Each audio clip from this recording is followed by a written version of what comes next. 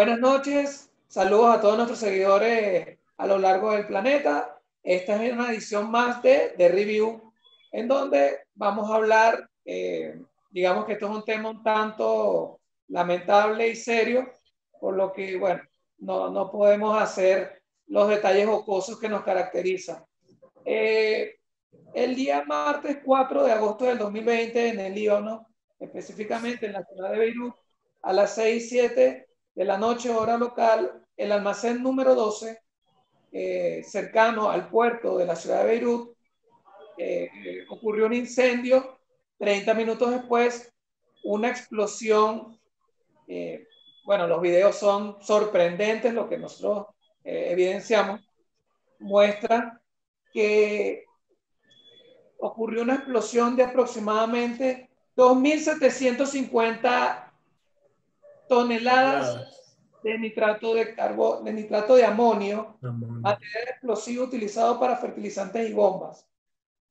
El origen de este cargamento procede del año 2013 de una embarcación de origen ruso, el MV Rosus, en donde se le confiscó el cargamento, ya que no cumplían con el papeleo y el pago impositivo cuando el barco pasó por la ciudad de Beirut, por lo que quedó en el almacén número 12 desde el año 2013.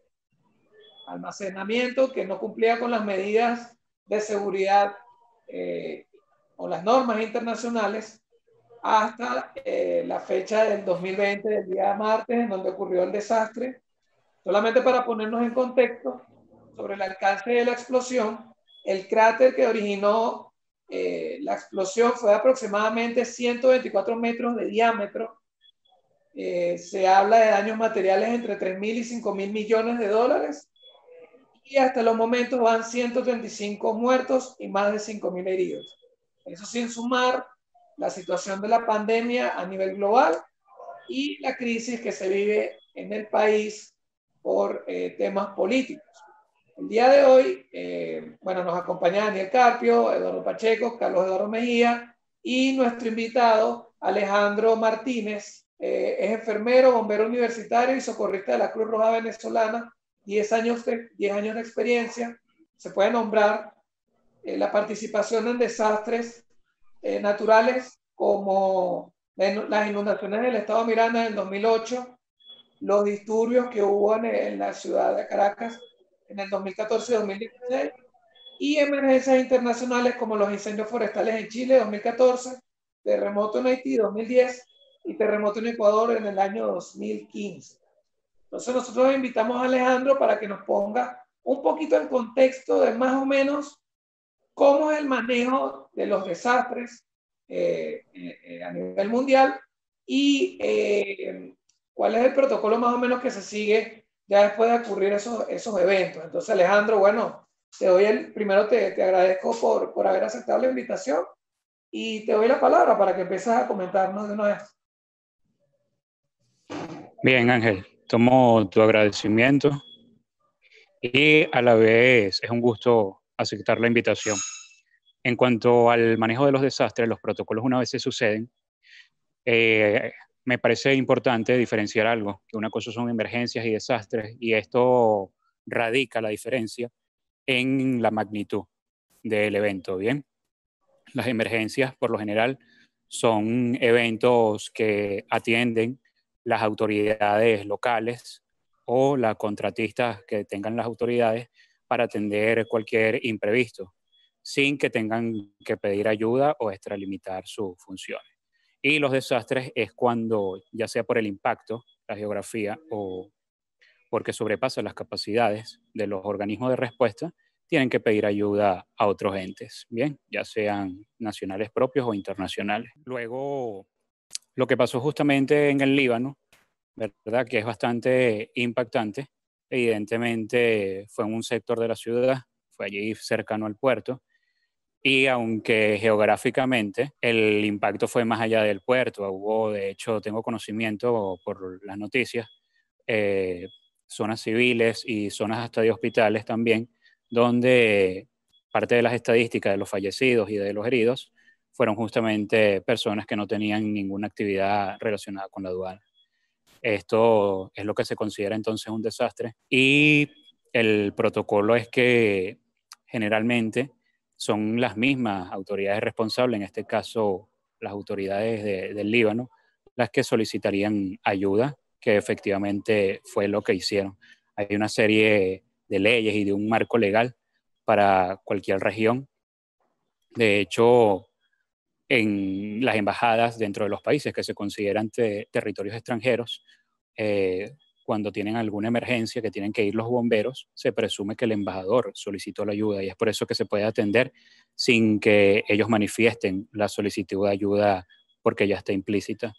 En el caso de Beirut, ellos sí tienen que manifestarlo y efectivamente lo hicieron, tomaron esas medidas, a pesar de que también tengo el conocimiento de que ese país tiene una tensión social bastante marcada estos últimos días antes del evento.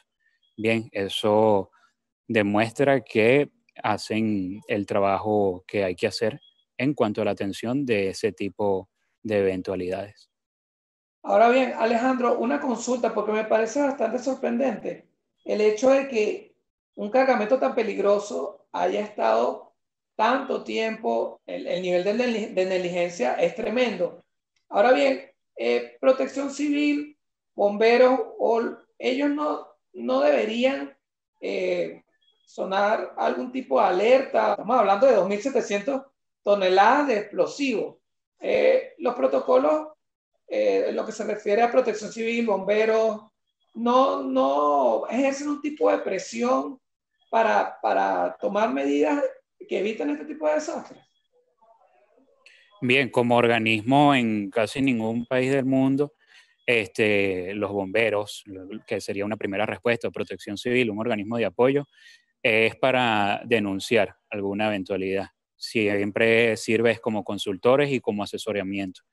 Es como una guía. De hecho, cuando se cree prudente alguna sanción, se expresa directamente a las autoridades competentes y son ellos los encargados de sancionar. Pero no es ni los bomberos ni protección civil quien denuncia o quien sanciona. Lo que sí es importante es que siempre tuvo que haber un señalamiento y es lo que te corresponde como organismo de bomberos o protección civil, dar la consultoría, el consejo o la firme sentencia de que eso no debió ser así. Fíjate que ahí se cometieron varios errores. Esa sustancia que tiene una apariencia de sal, sobre todo cuando la usan en la parte de los fertilizantes, en pequeñas cantidades, a pesar de lo inestable que es y que es bastante volátil, no es tan peligrosa. No es tan peligrosa porque la explosión no sería de gran tamaño. Justamente en grandes cantidades es que eso se vuelve peligrosa. Y en el caso del material que provocó la explosión en Beirut, además de fertilizantes, bien también se usa de explosivos. Y en ese caso, más bien son las autoridades de defensa las que regulan ese tipo de materia, ya que se trata de un elemento que se puede usar como un arma. Ok, yo me acuerdo que una vez yo tuve un curso de primeros auxilios que tú diste y algo que sí me marcó mucho fue que tú dices que en estos momentos se trata de mitigar o de reducir la mayor cantidad de bajas posible. ¿Cuál es el protocolo que ustedes cumplen? Si nos puedes orientar un poquito en este tema. Bien, justamente una de las primeras cosas que se hace es marcar la zona. Lo primero, como tratar a un paciente sería diagnosticar en una emergencia y en un desastre, lo primero es delimitar dónde se está sucediendo el evento. Y una vez se tiene ese rango de acción, se procede a actuar. Eso es muy similar a las operaciones militares que marcan una área verde, una área amarilla y una área roja. Pero ellos lo hacen a modo de que su área interna, área verde, la que tienen tomada, es el área más segura y es lo que está más cercano a ellos. En el caso de nosotros como organismo de atención de emergencias y administración de desastres, es totalmente a la inversa. Nosotros marcamos como rojo como decir, el epicentro del evento y a medida que nos vamos extendiendo es que puede haber un área amarilla y un área roja. Eso es una de las primeras tareas que se hacen para poder decidir donde vamos a hacer triaje, que sería esa clasificación de los heridos, donde se instala un puesto de comando para las órdenes que se sucedan efectivamente para subsanar ese sufrimiento humano que esté ocurriendo. Además de que por lo menos lo que pasó allí y en muchas emergencias, siempre se sospecha hasta que las autoridades investiguen y den su criterio al respecto, de que puede ser cualquier teoría, puede ser un accidente o puede ser provocado. Entonces justamente se crea algo como un puesto de mando unificado entre varias autoridades, ya que los responsables de, si se puede decir de alguna manera, no serían entonces los más óptimos para dirigir la operación, ya que ellos fallaron en un primer plano, entonces vienen otras autoridades a asumir el sobre donde otros pudieron haber fracasado o no, pues porque todavía se estaría investigando. La última pregunta que te quisiera hacer, el post, ¿cómo es el tratamiento para las sobrevivientes? Más o menos en este tipo de desastre, ¿cuánto es el promedio de recuperación, entre comillas, porque sabemos que eso va a depender de cada país, pero en tu experiencia, ¿qué es lo que tú proyectas de este desastre en Beirut? Bien, siempre se resguardan, además de la vida humana, los bienes materiales también. Esos bienes, consecuentemente, afectan la dignidad humana de las personas que hacían vida en los alrededores de donde se sucedió la eventualidad. Entonces, se busca es de preservar ambos, ¿no? Por eso mantener el orden y ayudar a las personas, a los que estén sufriendo, son una de las principales tareas que se ejecutan. Bien siendo así, el posterior a haber ocurrido el evento y esas primeras teorías que te describí, se procede en la atención. Ellos manifestaron que en atención están sobrepasados y sería justamente ya un organismo como la Cruz Roja libanesa la que coordina ese apoyo de las otras Cruz Rojas o las otras Medialunas Rojas que pudieran prestar, ya sea de manera operativa, con personal, con equipos, o de manera administrativa, con fondos y con metálico para hacer lo que sea necesario para la recuperación material y la subsanación del sufrimiento humano. Aproximadamente 300.000 personas han sido retiradas de la zona de desastre y todavía no se sabe cómo va a ser la recuperación de toda esta cantidad de afectados. Tengo una pregunta antes que sea, Alejandro, disculpa. Sí, o sea, yo lo que quería preguntarte, Alejandro, era, estos protocolos que se mencionan son protocolos internacionales, no me quedó muy claro. O sea, lo que nosotros manejamos en Venezuela son protocolos que usualmente, no sé, se establecen de forma general y después se extrapolan a cada país. Bien, es bastante diferente. ¿En qué sentido? Por lo menos aquí en Venezuela tenemos unos protocolos que son bastante generalizados en todo el continente y varios de ellos han sido emanados de investigaciones científicas y de investigaciones que patrocinan porque llevan una importante inversión de dinero, universidades en todo el continente, bien, de Venezuela, de Estados Unidos y de todos los países americanos. Así como la Unión Europea también establece sus protocolos dentro de su territorio y en muchos casos tienen ciertas ligeras diferencias con los protocolos americanos. En el caso del Líbano, ellos cuentan con unos protocolos bastante, digamos, sincretizados entre lo que serían los protocolos asiáticos y los protocolos europeos. Y también hay normas generales, pues, de leyes y de que basado en la evidencia es mejor seguir ese protocolo que son naturalmente mundiales. Un ejemplo es lo de las zonas por colores que te acabo de describir, que es algo en todo el planeta, pero en cuanto a, como me dijo Ángel, quién regula ese material que hacía allí y quién es el negligente, eso sí depende de cada región, de cada continente y en algunos casos de cada estado. Es muy raro cuando un solo país tiene sus protocolos propios, porque en realidad una región comparte una serie de características geográficas y ambientales que hacen que todos tengan un mismo protocolo, así sean varios países. Con tu experiencia y con todo lo que tú sabes, ¿no? De lo que has visto y de cómo fue el desastre, o bueno, la emergencia, perdón, en Beirut, ¿cuánto tiempo tú crees que se recupere? Y viendo los protocolos que han estado haciendo, ¿cuánto tiempo tú crees que se recupere o que esté normalizado la situación ahorita ya? Bien, una de las maneras de estimar eso, y lo hacen más que todos expertos en ese tema, una unidad de medida se saca es por horas hombres, porque se necesita una serie de operaciones, personal que sepa mover maquinaria pesada, personal que ayude en la limpieza, la reestructuración, además de un personal profesional muy específico, como por ejemplo las secuelas psicológicas que pueden quedar en los supervivientes. Entonces, sabiendo que se necesitan muchas cantidades de horas hombre, profesionales, técnicas, y a veces sin experiencia, que sería esa parte voluntariada, es difícil de estimar a ciencia cierta. Sin embargo, se han sucedido eventos parecidos a ese en el mundo anteriormente, aunque ese es único, ya que es una de las explosiones más grandes que se han tenido no nuclear en el planeta, por lo menos en los últimos 50 años. Y no dudo que seguro en toda la historia, ya que hace más de 50 años teníamos mucho menos tecnología, pero sí es una de las explosiones más grandes no nucleares que se han ocurrido. Y comparado a la experiencia y viendo la magnitud de eso, estaríamos hablando de algunas décadas para que pueda retornar a un bien encaminado puerto de Beirut como era anteriormente. Y eso con todo lo general, pues como te dije, las personas, las víctimas, los supervivientes y las estructuras materiales.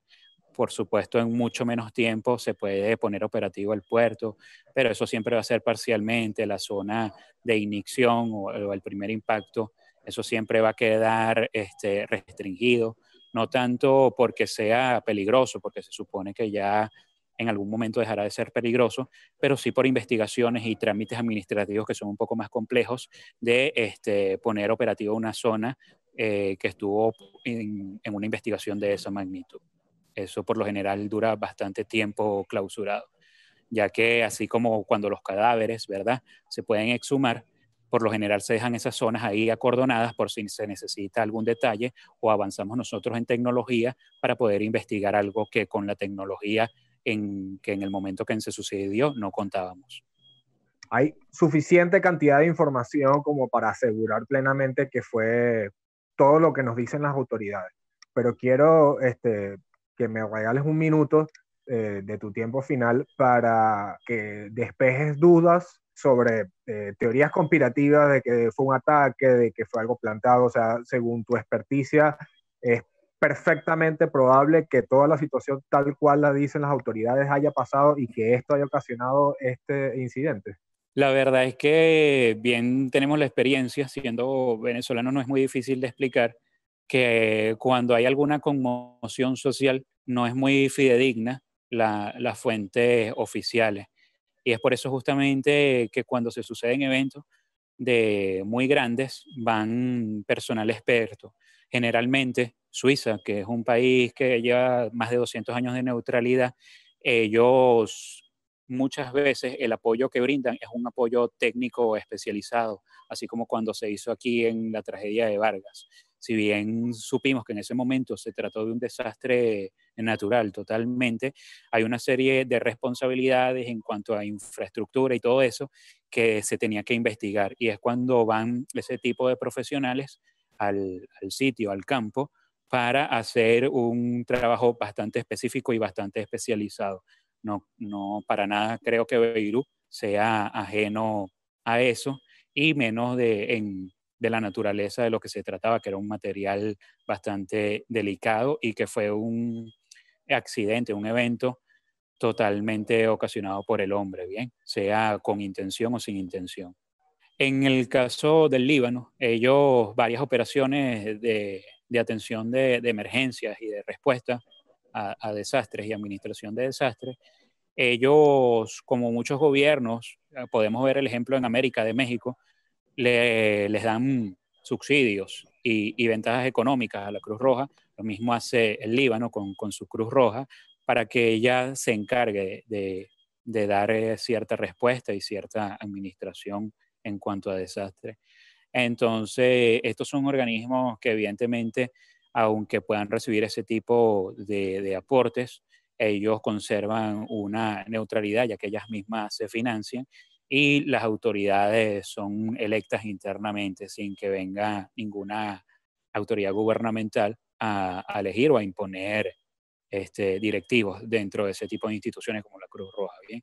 Entonces, justamente para cuando se sucedan cosas así, hay algunos gobiernos que han preferido delegar ese tipo de responsabilidad, disculpa, en estos organismos reconocidos. El caso del Líbano es así.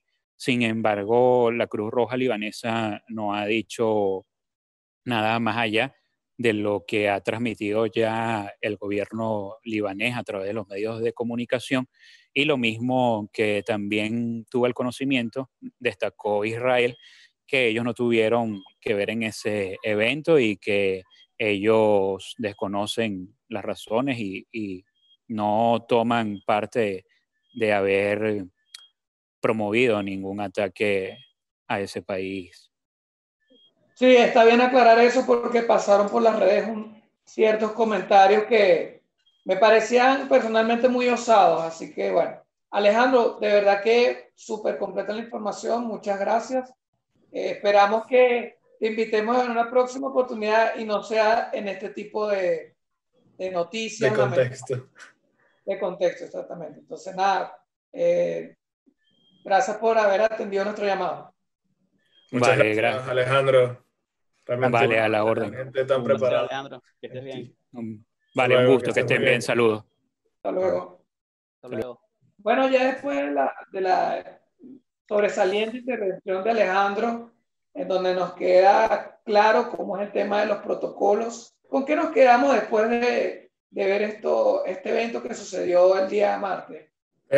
Oye, yo sí pienso que a pesar de que suene medio descabellado, que sí fue negligencia. Pienso que es un país que no tuvo las medidas de seguridad pertinentes y pues bueno, dejaron eso pasar. Como pudo haber pasado aquí en Venezuela tranquilamente, pienso que pasó en Beirut. Dejaron eso, yo no sabía que era un material confiscado de un barco ruso, pero sí siento, pues darle ese vuelto de un boicot o de que pudo haber sido un atentado, eso sí me parece al lado de los pelos, y más de lo que están atacando, que supuestamente el agresor iba a ser Israel, era meter a Israel en un peo que no había necesidad de meterlo. Y sí, yo pienso que fue negligencia totalmente. O sea, ahí hubo unas declaraciones del alcalde de Beirut que dijo que sí iba a buscar a los culpables porque obviamente sí hubo negligencia, aparentemente eso fue lo que pasó, o sea, esas fueron las causas. Y bueno, ocurrió el accidente, ¿no? Bueno, la emergencia, como dijo, o el desastre, como dijo Alejandro. Entonces yo sí creo, para mí no hay así como una mano peluda detrás de todo esto. Lo veo muy sencillo y simple. Fueron unos negligentes el equipo de la aduana allá en Beirut. Para complementar, bueno, si lo que nos dice Alejandro, o sea, entiendo que los protocolos son diferentes, que los agentes de reacción son diferentes y probablemente las personas encargadas, tal como dice él, quizás no, por lo menos en respuesta y todo esto, no eran los bomberos ni un organismo de este estilo, sino que era más como si el área militar, según entendí lo que nos quiso decir. Con toda esta información, pareciera que hay una culpabilidad directamente del gobierno, ¿no? No veo una cuestión conspirativa más allá de eso. Tenemos suficiente información y suficiente material para decir que en efecto la explosión, o sea, con lo que se guardaba en el almacén, era suficiente para la explosión que hubo. O sea, yo con esto quiero decir que estoy descartando totalmente un ataque y que hay suficiente información en línea y que ha dado el mismo gobierno, que para mí no queda ninguna duda al respecto. Pues, lo que pasó puede ser por negligencia, como dice Eduardo, o simplemente por una acción, una decisión que se tomó a nivel político, militar, no sé, pero no veo algo más allá de eso. Okay. Carlos, estábamos hablando tras cámaras sobre el panorama político que está viviendo actualmente el Líbano. De hecho, bueno, a modo de cliché, digamos que esta fue la gota que derramó el vaso. ¿Tú qué impresiones o qué has averiguado con respecto a las secuelas de todo esto secuelas y precuelas de todo esto que sucedió? Yo por lo que estoy investigando, como tú decías muy bien, el panorama político y social en el Líbano está bastante accidentado y turbio ya desde hace tiempo, o sea, por lo menos poniéndonos en contexto histórico, del año 1975 a 1990 el país estuvo sumido en una guerra civil y después de, digamos, esa aparente recuperación o resolución del conflicto, ya por el tema geopolítico, también digamos que los países allegados cercanos, como en el caso de Irán, también como que buscaron en cierta forma implantar sus movidas políticas. Y obviamente que eso repercutió enormemente en la población y de hecho hasta finales del año pasado ellos estaban sumidos en un tema de lo que venía siendo un control, por decirlo de alguna forma, control de cambios con respecto a la moneda de ellos y el dólar, que se mantenía desde 1990. Y sucede que en octubre del año pasado el gobierno comenzó a tomar una serie de medidas, digamos ya a nivel de impuestos. O sea, ellos estaban grabando lo que venían siendo comunicaciones por, digamos, videollamadas por redes sociales. O sea, como lo que estuviésemos haciendo ahorita nosotros. En el caso del Líbano, eso ya venía siendo un impuesto adicional. También con el tema de la gasolina, entonces, digamos que ese descontento ya se estaba gestando desde hace tiempo y con todo el tema de la pandemia, como tú comentabas en un principio, también ya el tema de la pobreza, los sistemas de salud que estaban bastante golpeados con este desastre, pienso que colapsaron por completo. Y también digamos que el tema ya quizás más conspirativo o más político orientado a lo que pudiese ser de repente el terrorismo, no lo descartaría del todo en el que por lo menos en esta semana, precisamente mañana, o sea, 7 de agosto, está apuntado un juicio internacional digamos que viene siendo, o sea, se va a llevar a cabo en La Haya por un tribunal especial que está un tribunal especial del Líbano para tratar este tema, porque ¿qué sucede? Que en el año 2005, perdón, hubo un atentado por parte del grupo terrorista Hezbollah que acabó con la vida del primer ministro del Líbano. O sea, el primer ministro, murieron también otras personas, o sea, digamos, daño colateral por la explosión de ese atentado. Entonces, digamos que como que los analistas internacionales no descartan por completo que pueda también existir como que esa vertiente, pero sin duda alguna que también la negligencia política creo que influye. O sea, pueden ser dos factores que coinciden, no sé si por decirlo de alguna forma macabramente en este caso y está bastante difícil la situación, pues. Ok. Bueno, esta fue una edición entre semana en The Review. Espero que podamos reunirnos nuevamente, pero con un tema no tan lamentable. De todas formas, invitamos a todos nuestros seguidores que dejen sus comentarios sobre lo sucedido el martes pasado. Muchas gracias por haber participado. Nos vemos. Saludos.